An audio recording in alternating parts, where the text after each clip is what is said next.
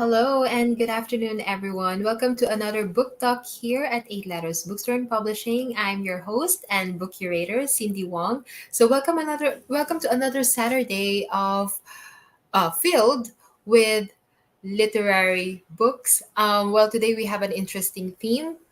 We've got two books supposed to be launched today. We have Body Parts. This is a zine by Mika Abigail Cabahug. It's a collection of poetry and prose, and we'll also have another Pinoy sci-fi. So this is a different, like an interesting mix of books, entitled "Cabal of the Dark Sephiroth" by Doc Vince. You'll find out later on what's the similarity with these two books. Right after we interview each of the authors. So we'll try. Originally we have Doc Vince at 4 p.m. today, but due to some technical issues, we'll have Mika Kabahug first. Anyway, with before we get into the book launches itself, I just want to let you guys know that Eight Letters is pleased to announce that we are one of the delegates for the upcoming Frankfurt book fair. So this is the biggest book fair in the world, and we'll be going with the National Book Development Board.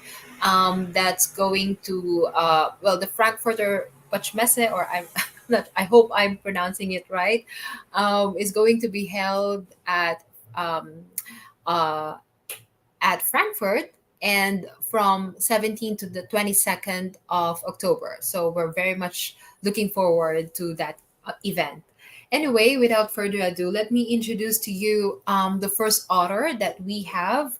So, Mika Abigail Cabahug is a graduating student taking Bachelor of Arts major in communication at the University of Caloocan City. She has been writing since elementary, mostly in academic competitions, but figured her love for poetry and fiction writing in high school. And her works are a variety of spoken poetry, short films, blogs, short stories, and poetry. Her recent project was a short film entitled Pangadyi, in which she was the head scriptwriter. So for her, her love for writing comes as natural as reading. So we'll find out more with Mika. Mika, come on in on stage. Hi, Mika. Hi, welcome to Eight Hi. Letters. Yes, thank you for having me here. All right. So I just want to show to our audience what body parts look like. So Yeah. this the first book that you published, or have you published like something similar in the past? Because this is a collection of poetry and prose, and this is like about like 40 pages. Parang zine lang siya. Mm. Mm-mm. Meron So bang Is this the first time? ah, this is the first time matagal na akong nagsusulat ng mga tula, gano'n, but mostly I keep it for myself. Sometimes pinopost ko siya sa social media, but ayun, this is my first time publishing a book. So, yeah. Mm-mm, mm-hmm. Oh, okay. So that's good. So you started with posting your works on social media. Yeah. Um, have you always embraced, that identity of being a writer? Ah, I think so, yes. Kasi, Mm-hmm. elementary pa lang ako, nagsusulat ako. Bale, ayun nga, Mm-hmm. sinasali ako ng mga teachers ko sa, mga competitions. Pero nung, grade 7, 'yan, nung, high school, there was a time na, nagkaroon kami ng, ah, discussion about, pagsulat ng tula. And then, I realized na, I have a knack on writing pala, poetry, gano'n. So, ayun, dun ko siya, natutunang i-embrace talaga nung, ah, high school ako. And at the same time, dun rin ako nag-explore kumbaga ng iba-ibang genre, iba-ibang, na hindi lang puro tula. But of course, parang tinuturing ko kasi yung poetry as my first love kumbaga, since dun Mm-hmm. talaga ako parang nahiyang, gano'n. Mm-hmm. Like, were there writers or poets na nag-encourage sa'yo or nag-inspire sa'yo to get on this track? Ah, sino yung mga yung syempre like sometimes no when we write, mm, although we don't realize it, pero may mga like iba't ibang bosses na from works that we have read in the past. So yes. may mga favorite poets ka ba? Yeah, actually, na-encourage ako magsulat, nung ni Sarah Kay, if she's a spoken poetry artist in Mm-mm. California. So, nung ano ako, nung high school ako, I used to listen to her poems, gano'n, watch her uh, poetry video sa YouTube. So ayun, very ano kasi parang very nakakaantig ng puso yung mga tula niya, and ano kumbaga at the same time it moves me rin. And also I want to add, since hindi lang naman poet yung nag-inspire sa'kin, Mm-mm. there was a time na umattend ako ng workshop ni Ricky Lee, ayan. Mm-mm. Ah, Tapos, nung book signing kasi na yun, since yung parang pinaka ah, pioneer nung workshop na yun, si Sir Westan, he's Mm-mm. gone na, but ayun. Ayun, parang inintroduce niya ako kay Ricky Lee at the book signing. Sabi niya, "Ay, ito writer rin 'to, aspiring to be writer rin 'to." Tapos Mm-mm. ang sabi niya sa'kin that time, ano, sabi niya, sige, galingan mo, pagbutihan mo, aasahan kong makatrabaho ka." So ayun, it inspired me to do better rin, lalo na sa industry ng pagsusulat. So yun, Mm, mm. Wow, okay. So, kasi si Ricky Lee, like you mentioned Ricky Lee kanina, no? Like yeah. he's known as one of like the greatest writers in the Philippines. Yes, He's known sa yes, kanyang mga script writing lessons and mm, all that. Well, kanina na-mention ko rin, like while I was reading your bio, you said that um you were also a script writer at yun nga yung parang mm. latest na naging project mo, like do you have like preference between the two? Do you think what do you think you love more? Do you love to write poetry more, process, or yung pag script writing, or do you find like some similarity between the two? Ah, I find, both ano kasi similar and differences, similarities and differences. Pag sa script writing kasi, most of the time, may para kang hinahabol na na oras, since Mm-mm. ano nga siya, film nga siya. So, ikaw kasi yung magiging backbone niya, and at the same time magkakaroon ka ng collaboration with other people, ganyan. So, um sa ano naman, like writing poetry and prose or short stories, ikaw lang sa sarili mo, mananamnam mo yung, proseso ng pagsusulat. So Mm-mm. ayun, I think, para sa'kin parehas ko siyang gusto, pero if I want to, kumbaga i-enjoy yung process ng pagsusulat, I think, I'll go for, writing prose and poetry. Mm-hmm. Okay, Or so short ayan. stories, gano'n. Yeah. Oo. So, bali meron ka na talagang ano, first choice. So, before we Yeah, continue, I just wanna show yung book cover of your book, Body Parts. So, it's mm. only 170 pesos. The book cover is done by one of our in-house designers. So, this is Body Parts by Mika Abigail Cabahug. And this is only 170 pesos. It's going to be printed in cream paper. So, it's very handy. It's really nice to have. Ayan, there you go. So, Mika, here at Yes. Eight Letters, we Mhm. actually have a lot, a lot of Mm. collections of prose and Oo. poetry. What I want to know is why should people read Body Parts? What is it about Body Parts that bakit kailangan siyang basahin? Um, that is a hard question, pero, I'll try to answer it as best as I can. Mm-mm. Kailangan siyang basahin kasi I believe na hindi lang ito para sa plus size people, hindi lang nakakaramdam ng gan'tong, emotions, kasi ang body parts kasi it tackles the struggles and the struggles and the learning to love one's body. So ayun, growing up as a fat girl, ganon, I Mm-mm. feel like I embodied, parang that body parts embody the journey that I went through. Ayan, hanggang kumaga mula pagkabata hanggang ngayon.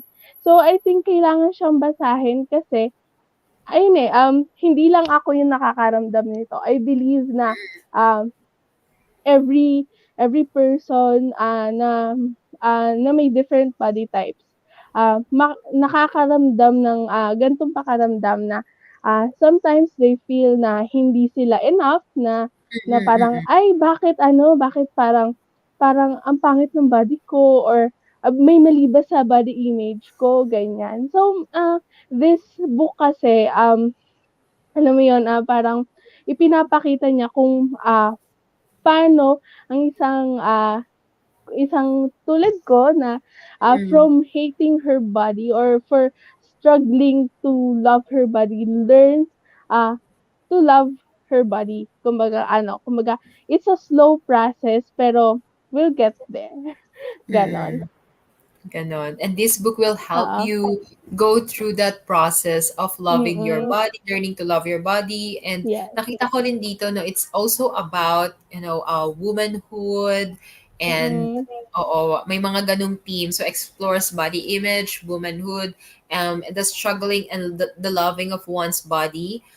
So Mm-mm. parang sobrang dito sa part pa lang na yon, I would say na I can relate to it kasi I, you know, Yes. it comes with age sometimes na Yes. I used to love my body and then now parang Mm-mm. nagkakaroon ka ng love and hate relationship with your Mm-mm. body. But then Yes. again, sometimes hindi talaga smooth sailing because ang sarap Mm-mm. kumain or minsan nakakatamad mag-exercise or Yes. sometimes it doesn't really have any connection sa mga ganong factors. Sometimes, Mm-mm. sometimes you're just stressed out and you feel really bad about your body. So Mm-mm. Mika, I think I also saw that this zine itself, it's divided into three section. Yes. Can you tell us more about it? So, body parts is divided into three sections, which is the struggling, the loving, and the living. So, I divided it into three sections kasi uh, it mirrors my journey into learning how to love my body and also to live without regrets about my body. Since sa struggling kasi it portrays the struggles that a person faces when it comes to growing up or having this plus size body type or Mm-hmm. even other body types. So, hindi lang naman plus size ang nakakaranas ng ganong Mm-hmm. experiences. So, Mm-hmm. sa loving naman, it explores the uh, ways kung paano mo matututunang mahalin kahit paunti-unti yung body na meron ka. And it also tackles about how to love your body also with loving other bodies as well. Ayan. Mm-hmm. And with the living, this is the pros part. So it mostly kasi it is composed of parang inspirational messages, inspirational prose na parang it's time to live. It's time to live na because you've done your part in the struggling and the loving. Now it's time to live without regrets. Kumbaga, you have to flaunt your body. Kumbaga, you have to reclaim your space. Uh, you have to take space in this world. So ayun. Wow, thank you, Mika, for writing this beautiful book. So I believe na okay, parang nabenta naman nabentahan naman tayo ni Mika. And I would say para talaga to sa mga nakakaranas ng self-doubt or yung parang feeling nila like they're not good enough. they're not Mm. beautiful enough. You don't have to be plus size or like iba-iba, it Um, comes in different shapes. And sometimes you're simply just not contented sa kung ano yung meron ka. But of course, sometimes it's not really even about being contented. There yeah. are so many factors. So Mika, my next question is mga pang Miss Universe to mga questions. Okay, why did you choose to write about body parts? Like, why the theme body parts? Why about loving yourself? Like, did you have to go through, like some situations in the past na parang this is gonna be the book that I'm going to write because I want to tell this to myself. Yeah, Mm, actually, before I get to that part of the question, yung sa kung bakit ko sinulat yung theme, gusto ko munang umpisahan kung bakit ko siya isinulat as a whole. mm, So, dati kasi like may professor ako nung second year na nagpagawa ng activity, sabi niya, gumawa daw kami ng visual representation kung ano yung gusto namin or kung saan namin nakikita yung career, ay kung saan namin nakikita yung sarili namin sa career na tatahakin namin. So, mm, I made an author's bio. So, ayun. So, and then nung fourth year ako, pinakita niya sa amin yon, and then isa ako sa pinag-recite niya, and then ah, that time parang sinumpal ako nung second year self ko na, "Ay, ganito ka mangarap, bakit ngayon hindi ka na nangangarap ng ganyan?" That's why I decided na magsulat ulit, ayun. mm, And then, bakit naman pinili ko yung theme na body parts, kasi ayun nga, I grew up as a fat girl, ganyan. mm, Bata pa lang ako nabu-bully na ako since ayun nga, para kasing nung elementary kasi parang or nung kahit hindi elementary, nung bata pa kasi, yung mga bata kasi 'di ba 'pag nakakita sila ng difference sa kanila, madalas silang pinagtatawanan, madalas mm, silang kinakantyawan. So ayun, parang as I grew older lalong bumaba yung self-confidence ko, lalong parang naging jumble of insecurities ako nung tumanda ako. Kaya ayun, parang, masyadong, naging mabigat yung ay sorry, masyadong naging mabigat yung yung parang yung, ah, yung topic na body. Kasi nga, growing up, ayun, I've experienced, worst scenarios na na nangyari sa'kin. And then, there was this time, hindi ko lang alam kung anong nangyari nun, pero I wrote this in my note sa phone, tapos ang nilagay ko dun, "If I have to choose between life or death, I will mm, always pick hunger." Ayun. So mm, ayun, so parang sabi ko, "Ay, bakit ko 'to nasulat, parang bakit gan'to?" So, I decided to parang, sige, i-capture ko yung feeling na gan'to, bakit ba ako nagsusulat ng gano'ng mga phrases, gano'ng mga notes, and then habang nagsusulat ako ng mga tula na related about sa body, ayun, lalo siyang nabuo na, ay, I'm writing about my pala, my journey pala. I'm mm, writing about what happened to me, and I believe na hindi lang sa'kin nangyari yun, 'di ba? mm, Marami ring dumaan sa gano'n regardless of their body size. So ayun. So, that's why I chose to write about, body. Alam ko siya, medyo controversial kasi baka sabihin ng iba, "Ay, inaano mo, parang kinokonsente mo na dapat gan'tong body size ka, ganyan, ganyan." Pero ayun, it's about loving oneself naman. mm, So mm. ayun. Oo, wow, Mika. Wow, what a story. And ay, parang speechless ako. Pero sabi ko nga, actually, ganun din. Like, I don't know what is it about schools in the Oo, Philippines. mm. Di ba? Parang sobrang daming bully. And then parang dapat sa umpisa pa lang, okay, two things. Dapat tinuturuan na rin tayo ng pagmamahal sa sarili. And then secondly, we should not look only at the physical, body parts. No, Mm. sometimes, you know, that could have been changed kung sa simula pa lang, people are being molded now, you don't look at that, and so on and so forth. Um, Mm. yeah, that is also very interesting kasi I went to a Philippine high school and same sa grade school, and ang laki ko dati. Malaki pa rin ako ngayon, but ang laki ko, and then people were like, oh, the usual na lahat na ng tukso sa'yo. Mm. Yeah. And ayun. Um anyway, Mika, is it okay if you read an excerpt from the zine itself? Ah, yes, I prepared one. Yes. Yes. So, yeah, this is an excerpt from my book, my zine, which is titled Body Parts, and this one is titled Eyes. Ayan. So, this is how it goes. I stare at the mirror long enough for the reflection to bite back, short enough not to crack. I am longing for tenderness. I am looking for warmth. And in these eyes, I find solace.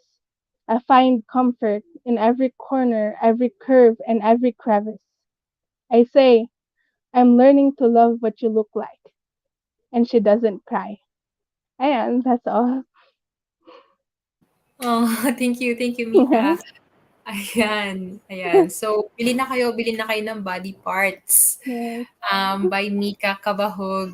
This is only 170 pesos. Ayan, we'll just take, Mika, perhaps can you tell us where we can find you, follow you for more updates? Yes.